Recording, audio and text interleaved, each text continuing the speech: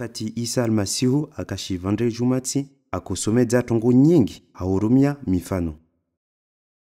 Suku watu wangulinzana mialifu hamialifu. Harimwa dunia ya watu wale wa mtu wa mambia Isa. Fundi, mwambie mwananyangu rianisiane muwarata babatu arlishia. Basi Isa amjibu, mwanzani wangu, denide animba ifurswa ya uhukumu nchongo zanyu au ni mwanyisieni uwarata wanyu? Sa hiyo, ambia watu wakavale pia. Na mufahamu, mujitahadarishe na ushipavu wa utajiri, maana uhayati wa mwanadamu kausijula imali yahe, laukana wae tajiri swafi. Sa hiyo, awava mfano unu. Vuka mtu tajiri, akana ardhi zikao za komumba mavuna mema.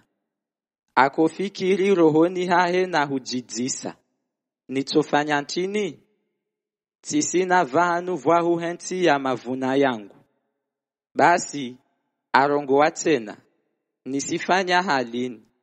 Nitokomoa ya mabanga yangu, ni wahemali bwavu, sa iyo, nitohenti mavuna yangu pia na zimali zangina zangu.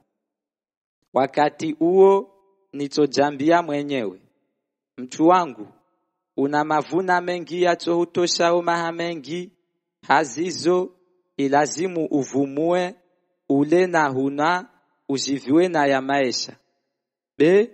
Mungu amwambia, mujinga, uku unukamwe maisha yaho yatoka zakifu.